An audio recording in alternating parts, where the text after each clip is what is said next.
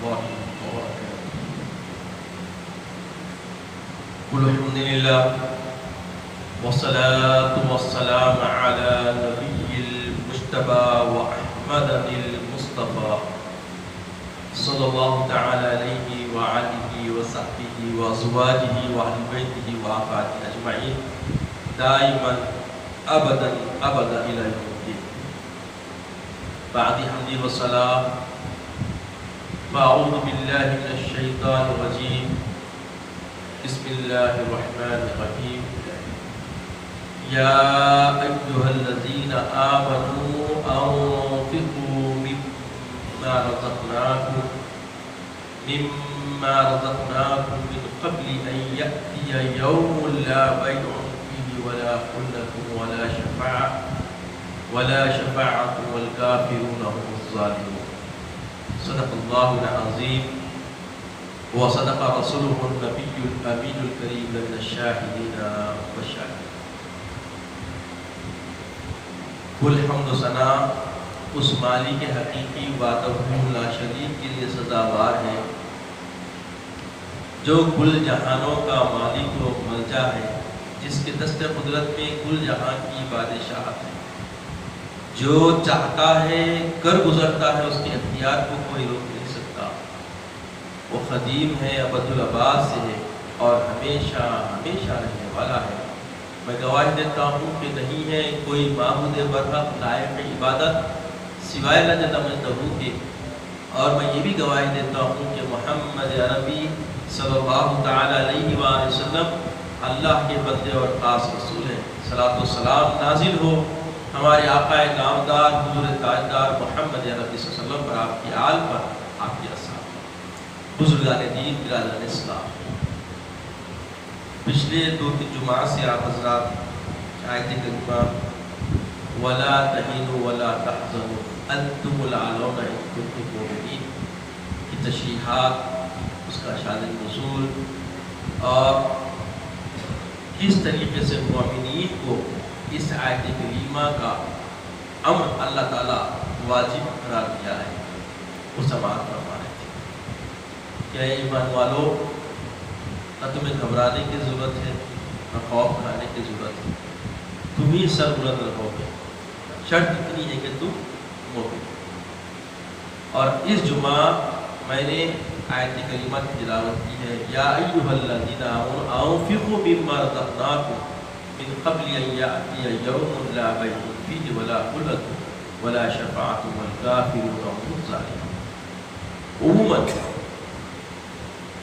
ہمارے اپنے لوگ اپنی آئلی زندگی، اپنی روزمرہ زندگی اور اپنی بستگی کا تقابل غیر ادیان باطل لوگوں سے کرتے رہتے، جو کہ یہ کرنا سرے سے غلط ہے. چونکہ اللہ سبحانہ و تعالیٰ نے ہماری جانوں کے اور مال کے بدلے ہمیں خرید دیا ہے، ہمیں جنت کا وعدہ فرما دیا ہے. تو اب جو کچھ ہمارے پاس ہے وہ سب کس کا ہے؟ للہ ما فی السماوات، جو کچھ ہے سب اللہ کی ملک ہے. ہم خود اللہ کی ملک ہے. ہمارا یہ عقیدہ ہے، ہمارا ایمان ہے کہ ہم خود کیا ہے؟ اللہ کے ہیں. تو ہم پر صرف اللہ کا تسلط ہے، اللہ کا اختیار ہے، اللہ کی رضا ہے اور اللہ کی مرضی پہ ہمیں زندگی گزارنا ہے. اور جب ہم سرتاپا ہمارا وجود اللہ کی امانت ہے، اللہ کی ملک ہے، تو اب اس کے اوپر ہمارے نفس کا کوئی اختیار ہے. نفس دیا کیوں گیا؟ لِيَبْلُوَكُمْ أَيُّكُمْ أَحْسَنُ عَمَلًا. یہ ایک آزمائشی طور پر یہ فطرت رکھی گئی. انسان میں نفس امتحان کے لیے، آزمائشوں کے لیے رکھا گیا کہ اس نفس کو ہم کیا کرنا ہے؟ جو حقیقی ہم مل کے خدا ہے اس کے تابع کرنا، اس کے موافق کرنا ہے. اور اس سعی میں، اس کوشش میں، اس جد و جہد میں، اس کاوش میں ہم جو کچھ کرتے ہیں اس کا اللہ نے بہترین بدلہ، جزا اور ہمارے لیے نعمت اجر رکھا ہے۔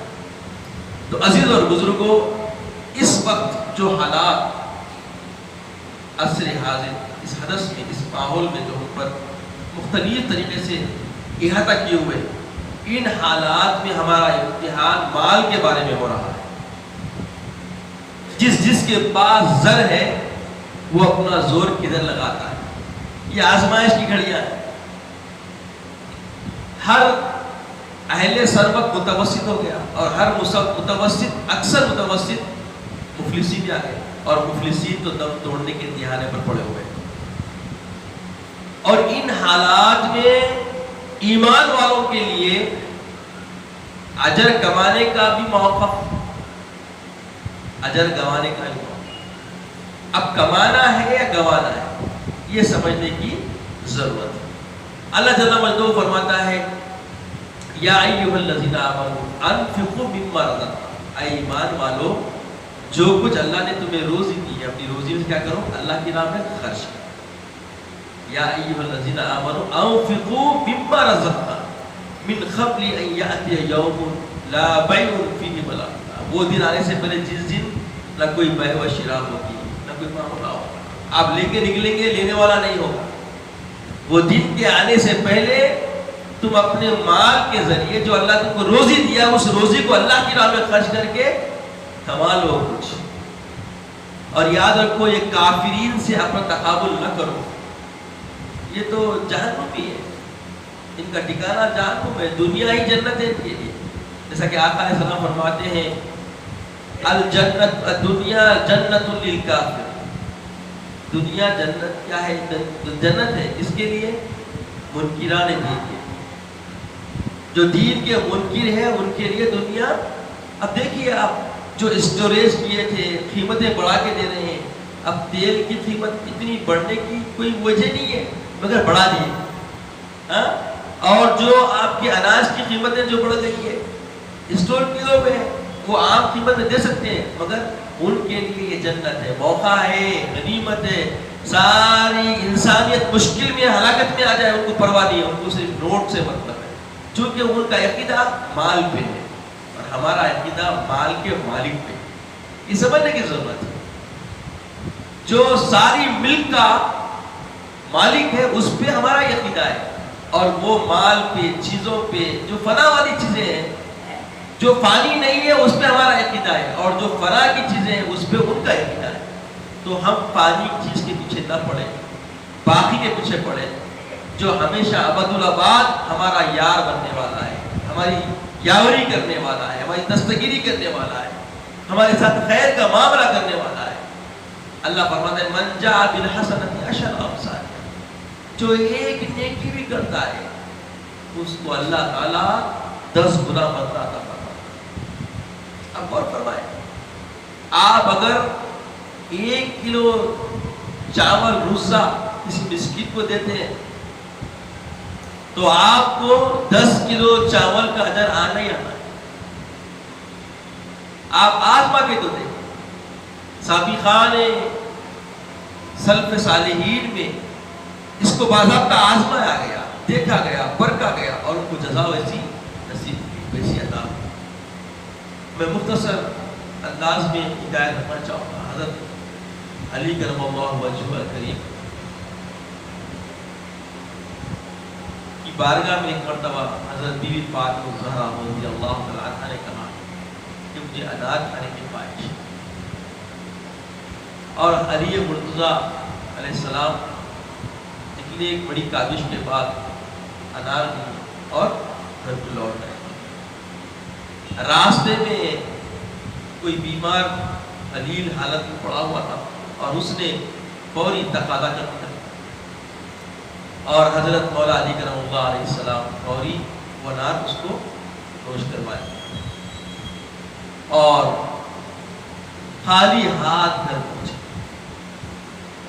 بی بی فاطمہ رضی اللہ تعالیٰ عنہ کے ہاتھوں کی طرف دیکھا اور اس کو اختیار کیا، تو خود حضرت مولا علی کرم اللہ وجہہ الکریم کو یاد کہ بی بی معاملہ یہ رہا، تو بولے جب آپ اس کو کھلا رہے تھے میری خواہش ختم ہو رہی تھی، اور دری اسنا ایک دستک ہوئی، اور جب دروازہ کھولا گیا تو 10 انار تشت پہ رکھے ہوئے تحفے میں آ گئے. تو عزیز اور بزرگوں، یہ تو امیر المومنین کا معاملہ ہے، خلفائے راشدین میں سے ہیں آپ، حبیب پاک صلی اللہ علیہ وسلم کے آپ بھائی ہیں، جن کا مقام ہارون علیہ السلام کی طرح ہے، جن کی کئی فضائل ہیں. تو ان کی یہ حالت ہے.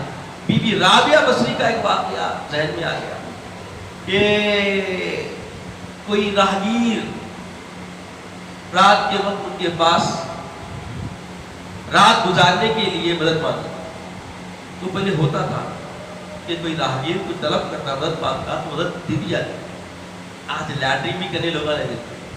عزیزو غور کرنے کی بات ہے، پہلے بسیرا رہنے کے لیے ایک کمرہ دے دیتے تھے مسافروں کے لیے، رہنے کے لیے نہ صرف کمرہ دیتے تھے. اب آگے سے تو اور معلوم ہوگا کہ کیا کرتے تھے، اس کی خدمت بھی کرتے تھے، اس کی ضیافت بھی کرتے تھے.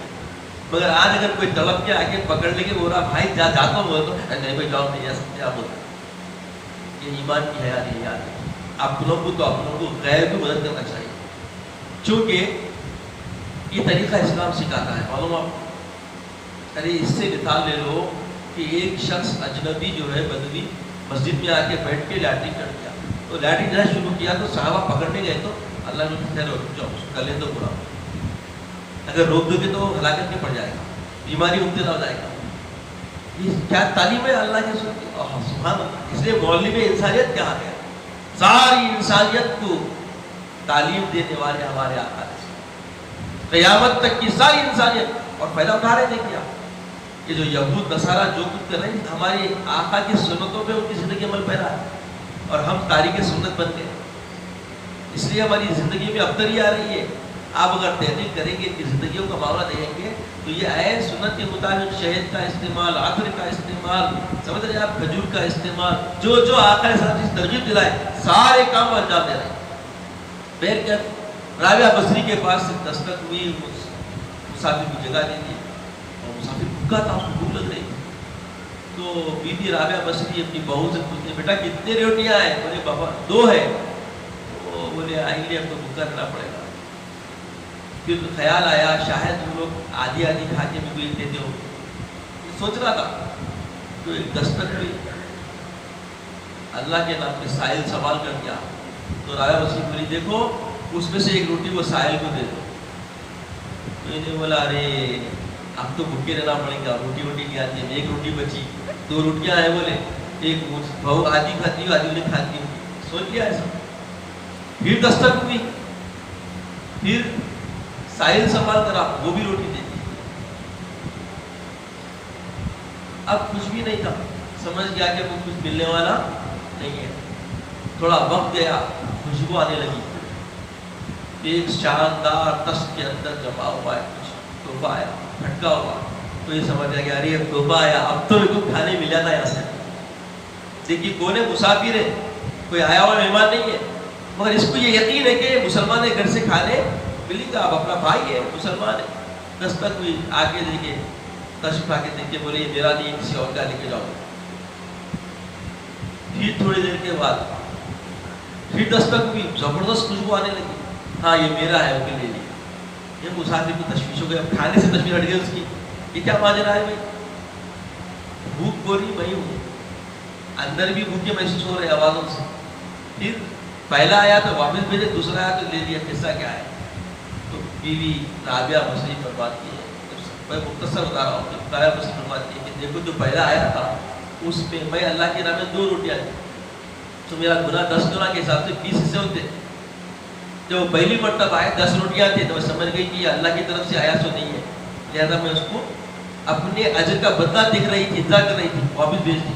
اور جب دوبارہ آیا تو 2 روٹیوں کا بدلہ 20 روٹیاں ہیں، 20 روٹیاں ہیں تو یہ میرے میں لے لی. تو عزیز اور بزرگوں، یہ واقعہ بڑا ہی دلچسپ ہے، مگر وقت کی کمی سے میں بہت ہی اختصار سے کئی چیزیں کٹ کرتے ہوئے آپ کو سنایا. بہرحال درس ہم کو یہ ملا کہ ہم جب یہ عقیدے کے ساتھ کہ آقا نے فرما دیا، اللہ تعالیٰ فرما دیا کہ ایک نیکی کا بدلہ 10 گنا ہے، اس جذبے کے تحت ہم جب کام کریں گے ضرور 10 کے بدلے 100 کے بدلے 1000 آپ کو اللہ تعالیٰ ضرور عطا کرے گا. اللہ تعالیٰ سے دعا ہے کہ یا الہ العالمین ہمیں نیک توفیق عطا فرما، نیک ہدایت عطا فرما. فرما، صالحین اپنے عباد اللہ کی فہرست میں شامل فرما، عزت کی اسلام کی زندگی عطا فرما، اپنے حبیب کا سچا متبع بنا، کردار سے تیرے محبوب کی شہدائی نظر آئے وہ زندگی کا قرینہ عطا فرما، عزت کی اسلام کی زندگی عطا فرما، خاتم الخیر فرما، وقت رضا کلمت طیبہ عطا فرما، اپنے حبیب پاک صلی اللہ علیہ وسلم کا دیدار عطا فرما۔ سبحان اللہ و بحمدہ، سبحان اللہ العظیم، والحمد للہ رب العالمین۔